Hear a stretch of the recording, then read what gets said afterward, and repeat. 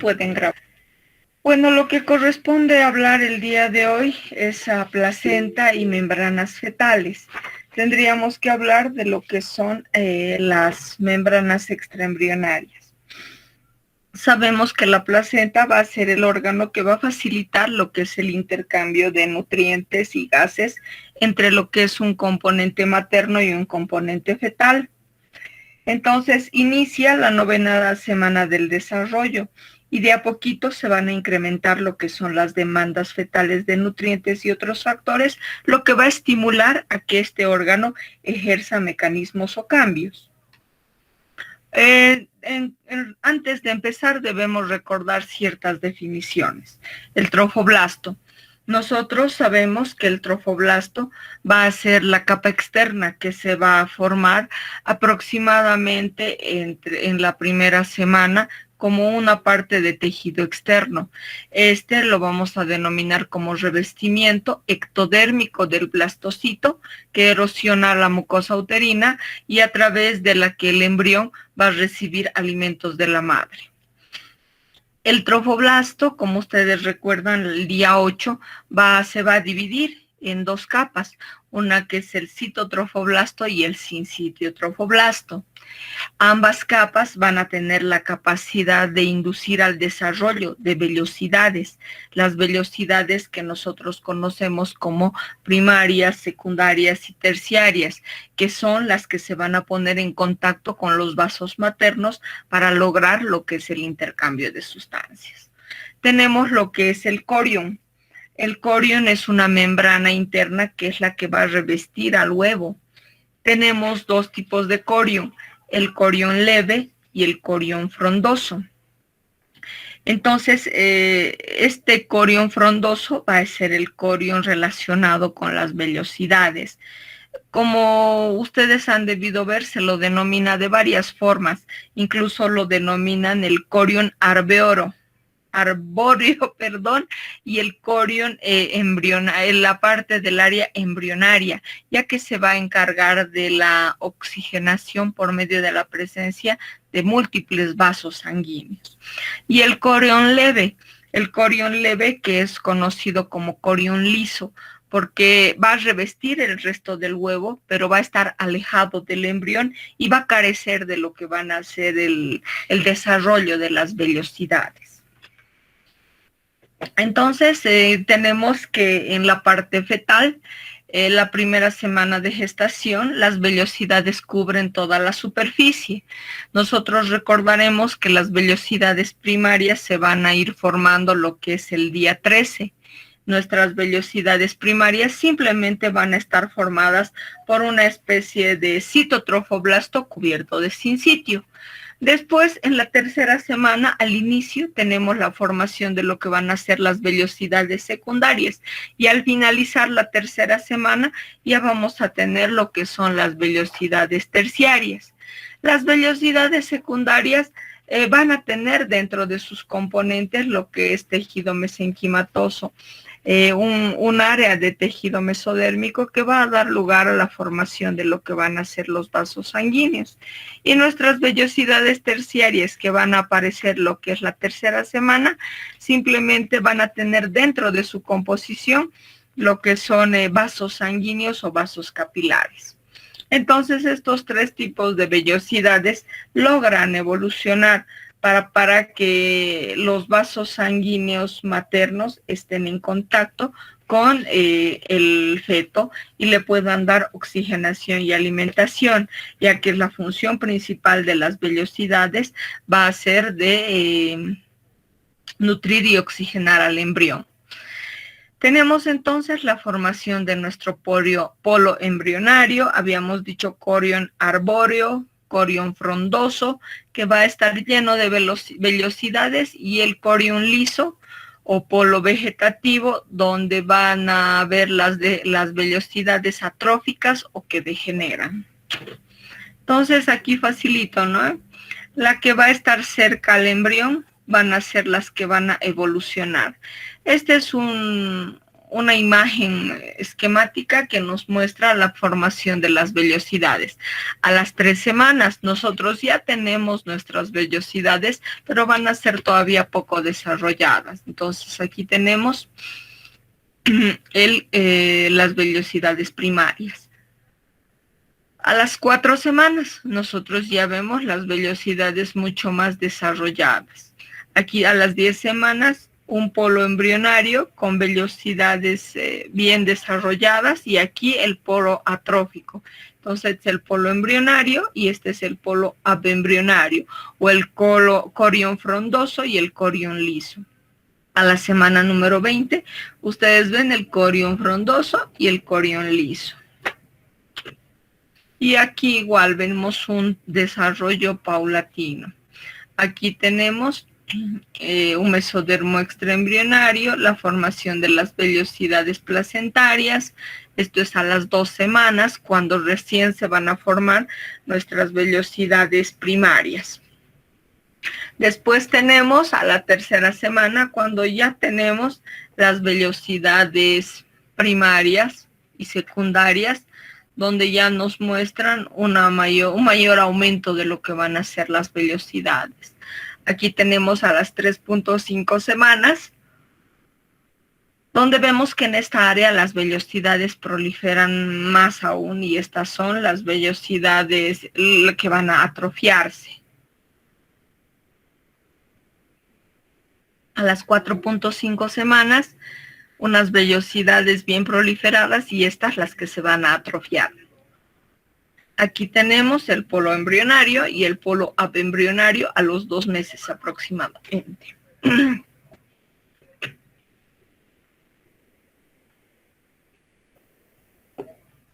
Otro concepto que debemos recordar, la decidua. Simplemente la decidua es el endometrio que va a sufrir cambios secretores gestacionales. La decidua, entonces la vamos a dividir en 3 tipos, la decidua basal, la decidua capsular y la decidua parietal.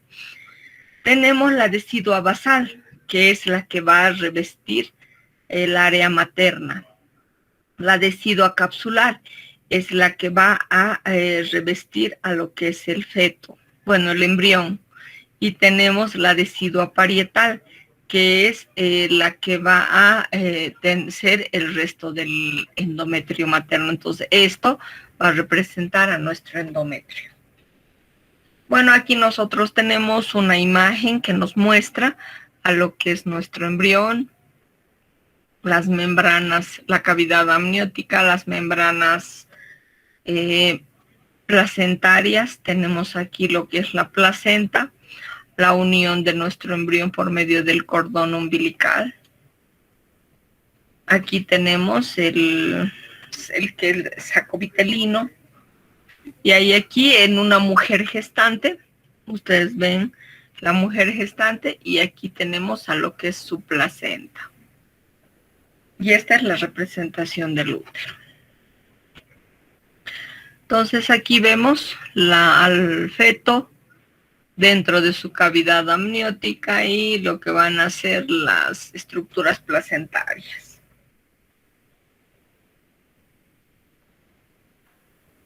Ya, entonces aquí vemos una imagen real y una imagen esquemática.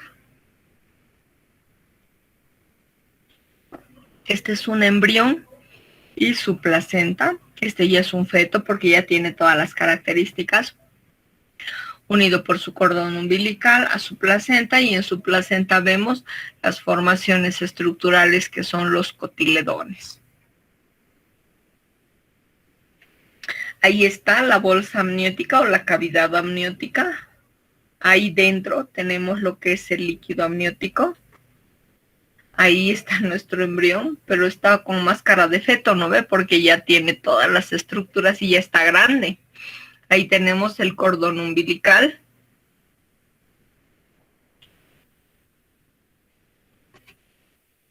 Y este es placenta, cordón umbilical, y este es el embrión.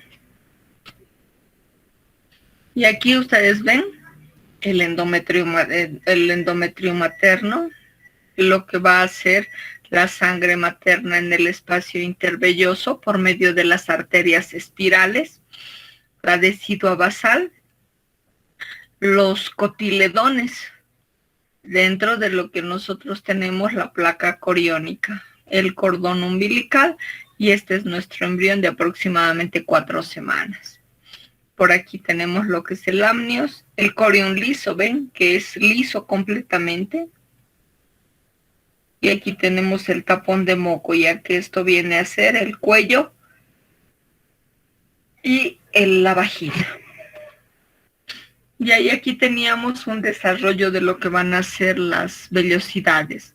Una imagen donde nos permiten apreciar vellosidades primarias que van a constar simplemente de lo que es tejido citotrofoblástico envuelto de sincitio, ¿no es?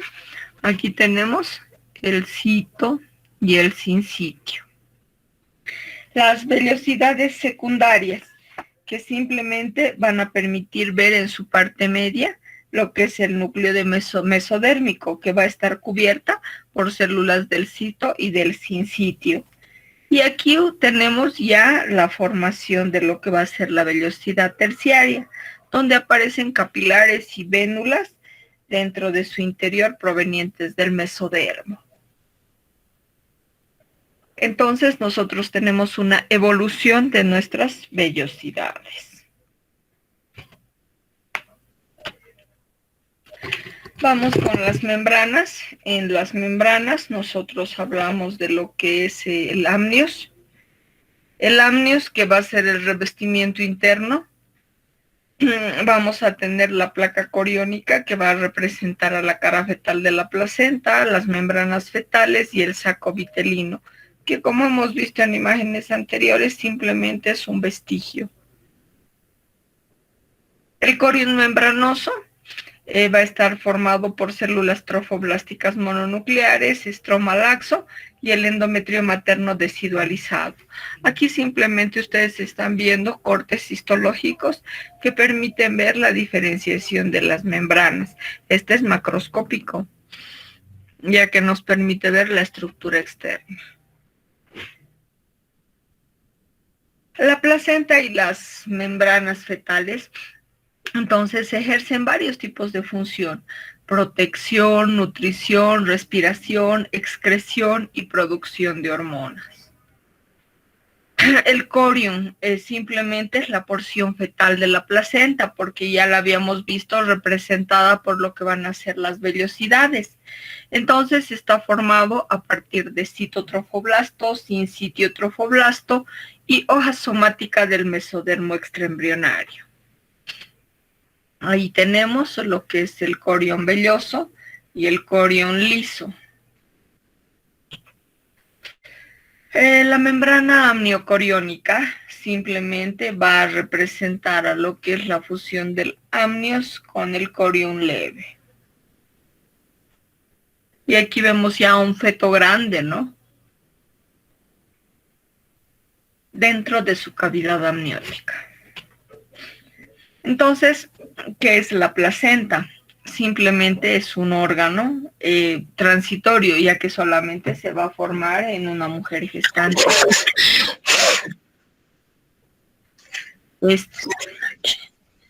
Ese micrófono, por favor.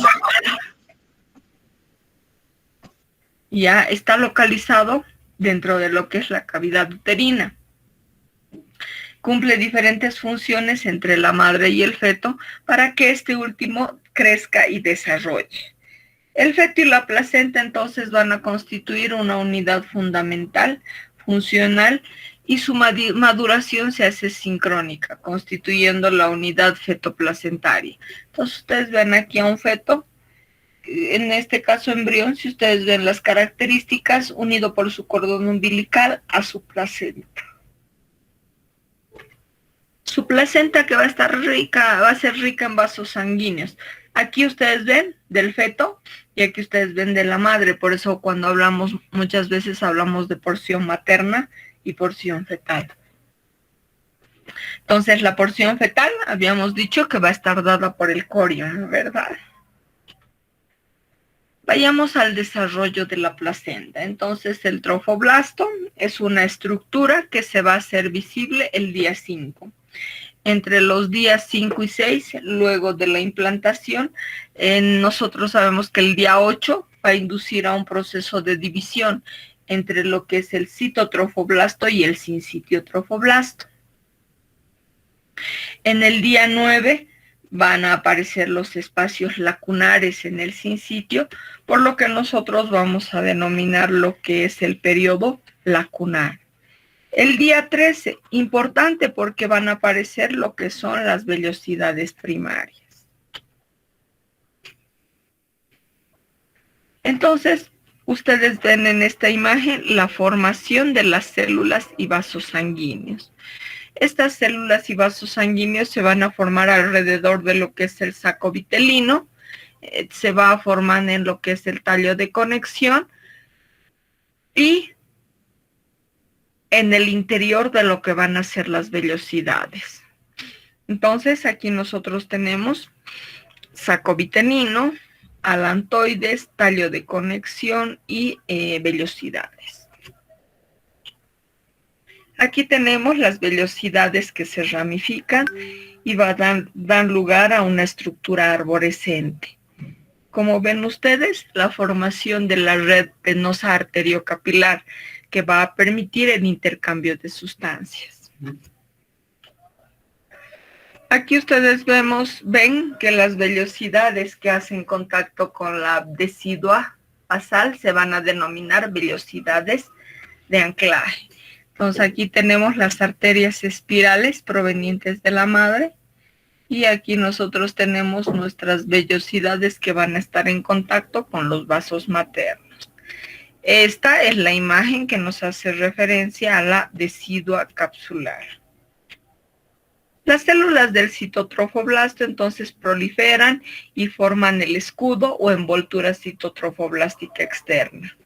Entonces tenemos la capa citotrofoblástica externa, la lámina coriónica, el espacio intervelloso y aquí la cavidad extraembrionaria. Tenemos tabiques que se van a formar dentro de este órgano, los tabiques deciduales o placentarios, que van a dividir a la placenta en 15 a 20 zonas. Estas zonas se van a denominar cotiledones. Entonces, ustedes ven aquí, van a estar bien delimitados. Entre uno y otro tabique decidual se van a formar lo que son los espacios intervellosos.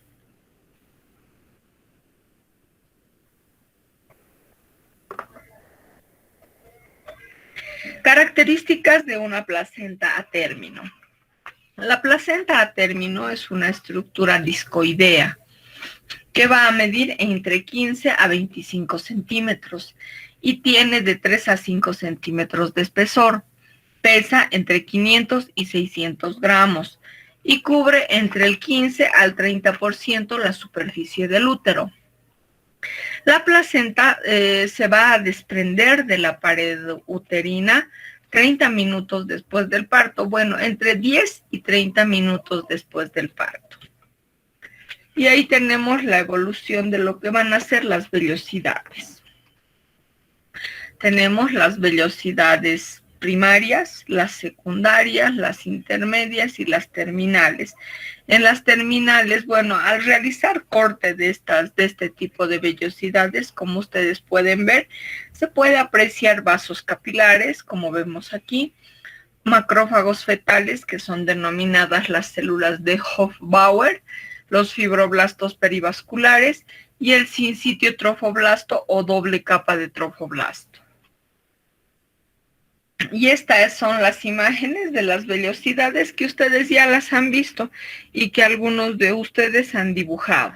Entonces tenemos lo que son las vellosidades primarias, que van a ser nada más citotrofoblasto cubierta por sincitio. Aquí tenemos vellosidades secundarias que presentan un centro mesodérmico y las vellosidades terciarias que van a tener ya dentro de su estructura lo que son los capilares vellosos. Las vellosidades, les ruego por favor que tomen en cuenta lo que nosotros hemos aprendido. Las vellosidades primarias, el día 13, las vellosidades secundarias al inicio de la tercera semana y las vellosidades terciarias a fines de la tercera semana. En esta imagen estamos viendo la circulación placentaria. El lado materno, entonces va a estar representado por lo que es la decidua, ¿verdad? Y el lado fetal por el corium. Entonces, ustedes aprecian aquí muchas arterias. Estas son las arterias espirales que van a penetrar a través de la envoltura citotrofoblástica externa. Entonces, vemos cómo la sangre regresa a través de lo que van a ser las arterias uterinas. El espacio intervelloso va a ocupar unos 150 ml de sangre que se intercambian 3 a 4 veces por minuto. El flujo de sangre hacia la placenta es alto, entonces tenemos de 500 ml por minuto, lo que favorece el intercambio de nutrientes, oxígeno y el paso de lo que van a ser los productos de desecho. Aquí tenemos una forma de circulación placentaria del lado fetal. Esta es la vellosidad, donde nos permiten apreciar 2 arterias umbilicales que llevan la sangre hacia la placenta y la sangre que retorna por la vena umbilical. La presión en los vasos fetales es de 30 milímetros de mercurio, mayor que la presión del espacio intervelloso, 10 milímetros de mercurio. Entonces esto previene lo que es el colapso de pequeños vasos en las vellosidades. Aproximadamente en la semana 20 nosotros vemos que la placenta ya está completamente desarrollada. Aquí simplemente mostramos lo que es una imagen de la barrera placentaria. La barrera placentaria es la que permite que no todas las sustancias puedan ingresar en el feto y causarle daño. Entonces tenemos sustancias que atraviesan la barrera y otras que no logran penetrar esta barrera, por lo que es importante conocer cómo están formadas. Entonces, antes del 4º mes, la barrera placentaria va a estar formada por sincitio, cito, tejido conectivo y endotelio de los vasos sanguíneos. Después del 4º mes, esta va a disminuir de grosor. Entonces va a medir nada más de 2 a 6 micrómetros y va a estar formada por sincitio y endotelio. La placenta al final del embarazo. Se valora mediante lo que es la ecografía la placenta, ya que tenemos evoluciones negativas de la placenta. Por ejemplo, nos ofrecen placentas bastante maduras, entonces nos pueden provocar algún tipo de alteración. Entonces, al final del embarazo debemos ver que la placenta es un depósito de material fibrinoide en la superficie de las vellosidades. Puede llegar a presentar calcificaciones y va a ir disminuyendo sus propiedades de transferencia. La placenta va a cumplir varias funciones. Nuestro libro la clasifica en 2 grandes funciones. Una, que es el intercambio de productos metabólicos y gases entre el torrente sanguíneo de la madre y el feto, y otra, que es la producción de hormonas. Entonces, gracias a estas 2 funciones podemos volverlas a clasificar en lo que es el metabolismo, el transporte de gases y nutrientes y la secreción de hormonas. Tenemos entonces estas funciones disgregadas o divididas en intercambio de gases, intercambio de nutrientes, transferencia de anticuerpos y producción de hormonas. En relación al metabolismo, se va a encargar de la síntesis del glucógeno, del colesterol, de los ácidos grasos. Estas sustancias son fuente de energía y nutrición para el embrión. El colesterol es utilizado para la síntesis de las hormonas placentarias. Entre los mecanismos de transporte dentro de esta placenta tenemos difusión simple por un gradiente de concentración, difusión facilitada por un gradiente de carga, transporte activo porque requiere energía y pinocitosis en el caso de moléculas de gran tamaño. El área de intercambio entre la sangre materna y la sangre fetal es de 5 metros cuadrados a las 28 semanas y de 11 metros cuadrados a las 40 semanas. Tenemos el oxígeno, el monóxido de carbono y el dióxido de carbono, que son gases que van a pasar por un mecanismo de difusión simple. Al término, el feto va a extraer entre 20 y 30 ml de oxígeno por minuto a partir de lo que es la circulación materna. E incluso una interrupción breve de la provisión de oxígeno va a resultar letal para el feto. Entonces, el flujo de sangre placentaria es fundamental para la provisión de oxígeno, toda vez que la cantidad de oxígeno que llega al feto va a depender de su aporte y no de su difusión. Entonces, necesita nuestro feto gran cantidad de oxígeno. Difusión de oxígeno es limitado por el flujo sanguíneo más que por la difusión a través de la membrana. Entonces es importante no tener a nuestro pacientito en una hipoxia porque nos pueden traer consecuencias nefastas. Entonces, la hipoxia fetal puede ser el resultado de varios factores que disminuyen el flujo sanguíneo uterino o fetal. El agua y la glucosa, entonces, pasan por difusión simple. Los electrolitos se intercambian en forma libre. Los aminoácidos pasan por transporte activo. Estos aminoácidos se van a ayudar de receptores específicos para los aminoácidos en la superficie placentaria. Las concentraciones fetales de la mayoría de los aminoácidos es más alta en la sangre fetal. Antes que se produzca la queratinización de la piel, antes de las 20 semanas, la piel juega un papel importante ya que permite el paso de agua y solutos a través de la piel hacia el feto.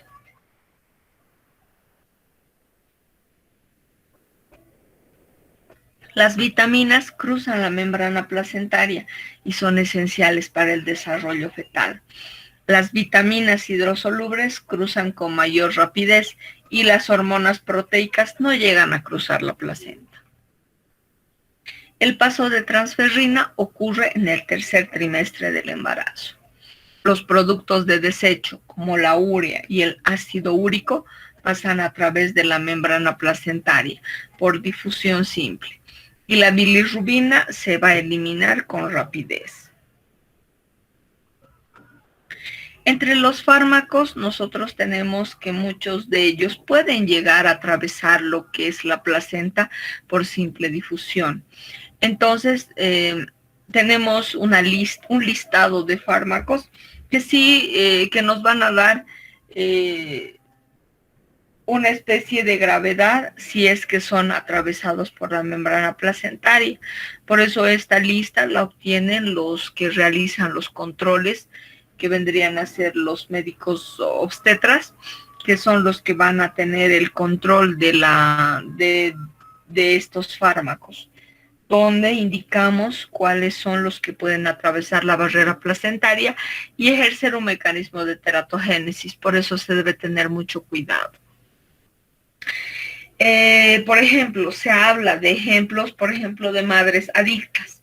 Se dice que del 50 a 70% de los hijos de madres adictas a la heroína, estos pueden llegar a desarrollar lo que son síntomas de abstinencia, lo mismo que en el alcohol.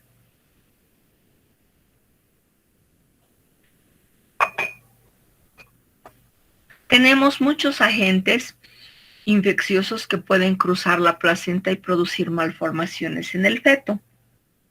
Como vamos a ver en el siguiente tema, ustedes pueden ver, vamos a ver cómo muchos de estos llegan a producirnos teratogenia en el producto. Vayámonos con la producción o síntesis de hormonas. Se menciona como una hormona principal la progesterona, que al final del cuarto mes la placenta sintetiza en cantidades suficientes para mantener lo que es un proceso de embarazo. Entonces, tenemos que el sincitio es el órgano endocrino de la placenta. Ustedes van a ver que tenemos varias hormonas que se van a producir. Entonces nos hablan de la gonadotropina coriónica humana, que hacia el final del primer trimestre la placenta produce suficiente cantidad de lo que van a ser estrógenos y progesterona para sustituir al cuerpo amarillo. Tenemos la somatotropina coriónica humana o lactógeno placentario, que estimula la lipólisis de la madre y asegura un suministro constante de glucosa al feto. Puede alterar la sensibilidad materna en la insulina, entonces la consideran como diabetógena. Aumenta el flujo de aminoácidos hacia el feto. Tenemos la tirotropina coriónica humana y la corticotropina coriónica humana, la progesterona, los estrógenos. Estos van a contribuir al crecimiento del útero y de las glándulas mamarias. La placenta sintetiza decenas de proteínas cuya función no se ha determinado aún. El cordón umbilical. El cordón es una estructura larga, digámoslo así, longitudinal, que va a tener un diámetro de 1 a 2 centímetros, pero que va a tener una longitud que varía desde 30 a 90 centímetros de largo. Por su interior van a pasar o van a discurrir lo que son los vasos sanguíneos. Entre estos vasos sanguíneos nosotros debemos distinguir dos arterias y una vena, que van a estar dentro de una sustancia denominada lo que es la gelatina de Wharton, que es un tejido conectivo mucoso que sirve para la protección de los vasos. Las afectaciones que pueden dar lugar por un cordón umbilical vendrían a ser, por ejemplo, el prolapso de cordón, que es un riesgo para el feto. El cordón umbilical puede tener solo una arteria y una vena. Y esto nos va a presentar el antecedente para investigar sobre anomalías o malformaciones cardíacas en el feto. Las células del líquido amniótico. Inicialmente las células amnióticas producen cierta cantidad de lo que es el líquido amniótico. El líquido amniótico va a pasar por difusión a través de la membrana amniocoriónica desde el intersticio materno. El aparato respiratorio fetal produce líquido amniótico 300 a 400 ml al día al término del embarazo. El riñón contribuye al volumen del líquido amniótico con la orina, 500 ml al día al término del embarazo. Se produce paso del líquido amniótico hacia el feto a través de lo que es el cordón umbilical y en los lugares en donde el amnios se adhiere a la placa coriónica en la superficie fetal de la placenta. El líquido amniótico, entonces, el volumen aumenta a lo largo del embarazo. Tenemos a las 10 semanas 30 ml, a las 20 semanas 350 ml y un máximo volumen a las 33 y 34 semanas de casi 1000 ml. Este volumen de líquido amniótico cambia o modifica cada 3 horas. Pasan a través de la membrana amniocoriónica hacia el intersticio materno, que penetra en los capilares uterinos. El feto llega a ingerir lo que es líquido amniótico.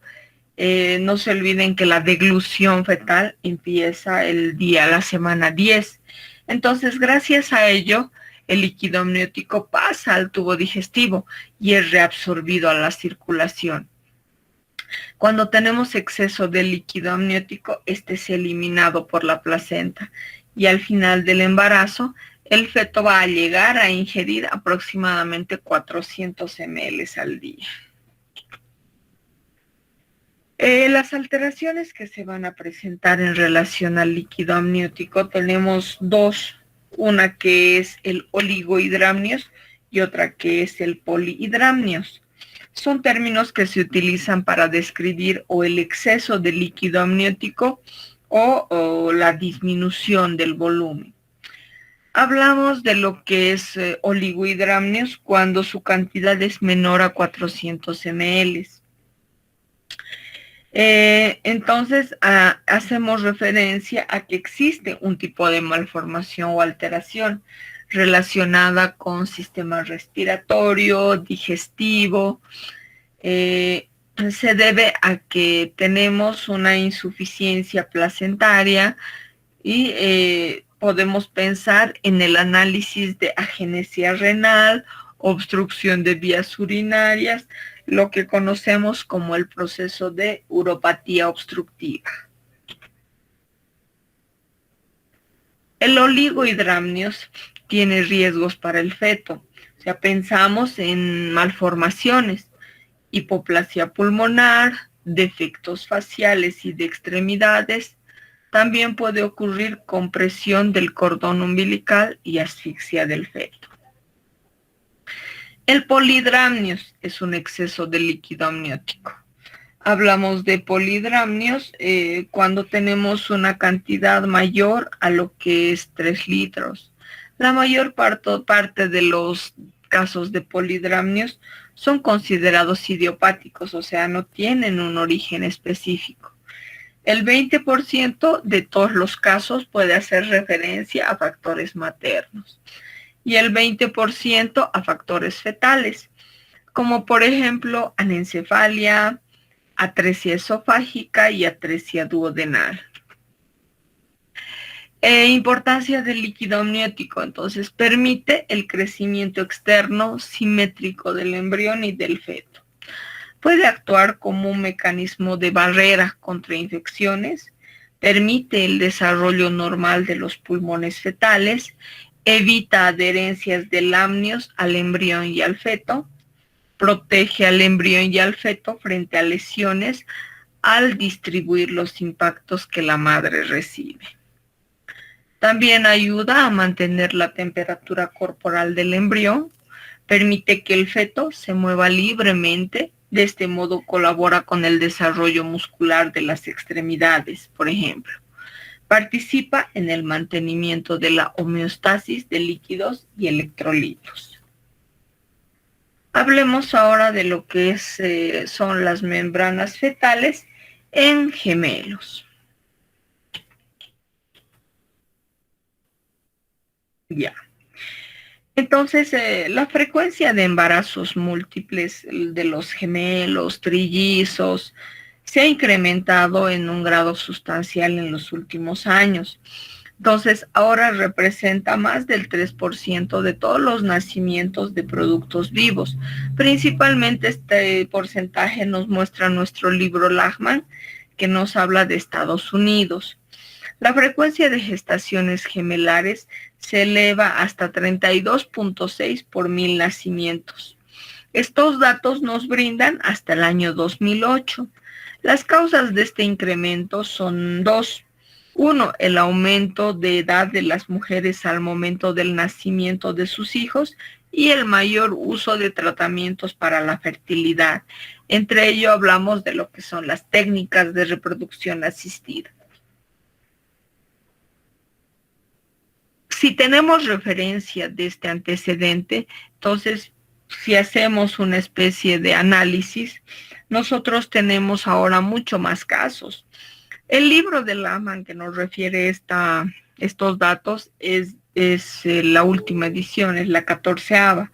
Entonces ustedes pueden ver que si nosotros hacemos el análisis al 2020, la incidencia ha aumentado. No sé si ustedes ven noticias, pero sí continuamente nos hablan de los embarazos gemelares, de los trillizos, de los cuatrillizos. Incluso el otro día se habló de una mujer que había tenido 9 hijos, ¿no? Y estas se relacionan con lo que es las técnicas de reproducción asistida. Nosotros debemos reconocer lo que es un gemelo disigótico y un gemelo monocigótico. El univitelino o monocigótico es el que ven representado aquí. Este univitelino se va a producir por la división de un solo material genético, de una sola fecundación. O sea, un óvulo a un espermatozoide a un óvulo, que induce a la producción de células para la formación de un embrión. En algún momento estas células se han dividido y han dado lugar a 2 individuos. Como ustedes pueden ver, comparten una sola placenta, comparten una cavidad amniótica. En cambio, los bivitelinos, bueno, a estos gemelos univitelinos nosotros los denominamos gemelos idénticos, porque provienen del mismo material genético. En cambio, a los gemelos bivitelinos, como ustedes pueden ver, son fecundaciones independientes. Son 2 óvulos con 2 espermatozoides. Entonces es una forma particular que muy pocas veces se ha visto, pero son los gemelos, los que denominamos mellizos. Estos que pueden ser de diferente sexo y obviamente como son material genético independiente van a ser distintos. Características del embarazo gemelar. Entonces, los gemelos fraternos son los que comparten cavidad, que no comparten material genético, solo cavidad.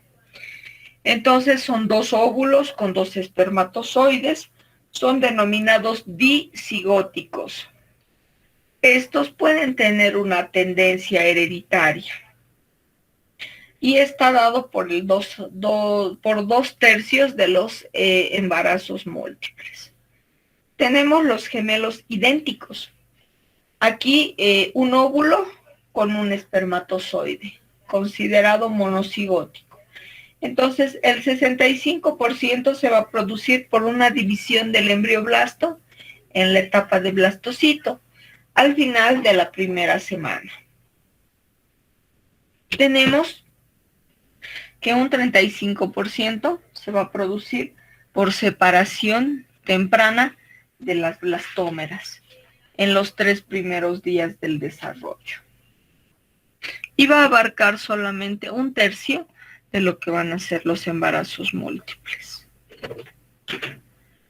Aquí tenemos más características. Tenemos los gemelos fraternos. Su frecuencia varía según la raza. Se puede presentar 1 en 500 en asiáticos, 1 en 125 en caucásicos y 1 en 20 en africanos. Su frecuencia aumenta con la edad de la madre. Mismo o diferente sexo, su aspecto físico puede no ser similar, como 2 hermanos que nacieron en diferente gestación. Tenemos los gemelos idénticos, que su frecuencia es igual en todas las razas, no hay efecto de la edad, son del mismo sexo y son genéticamente idénticos, muy similares en su aspecto físico.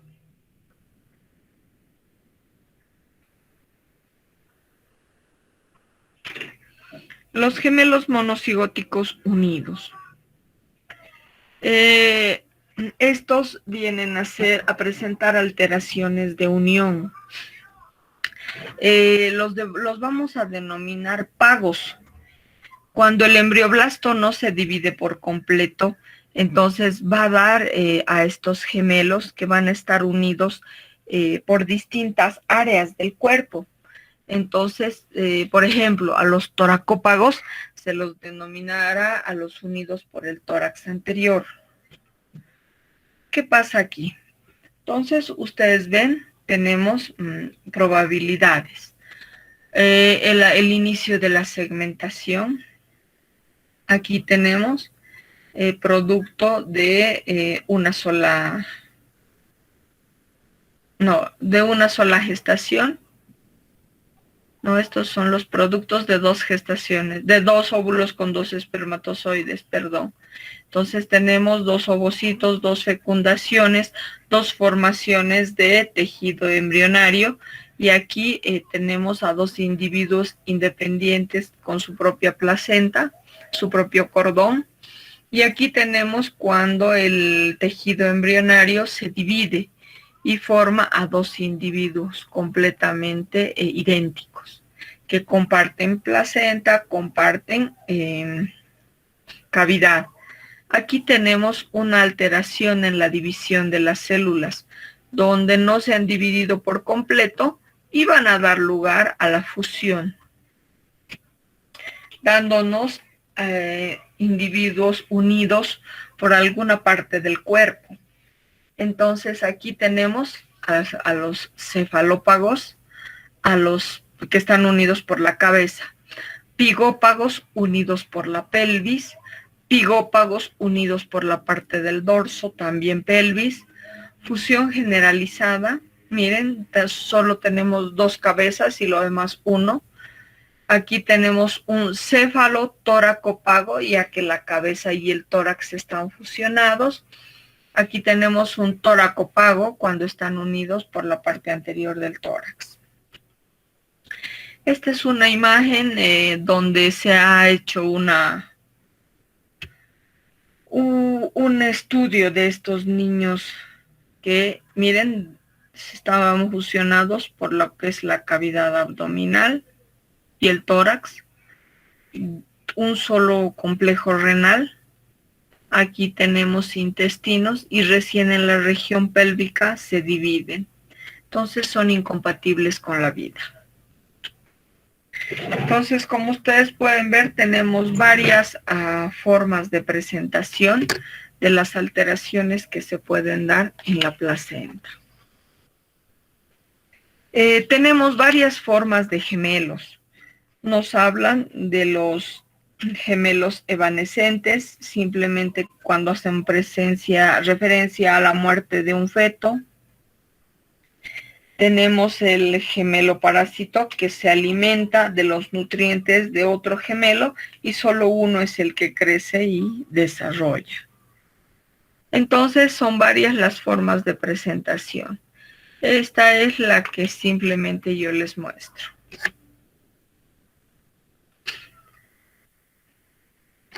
Bueno, jóvenes, entonces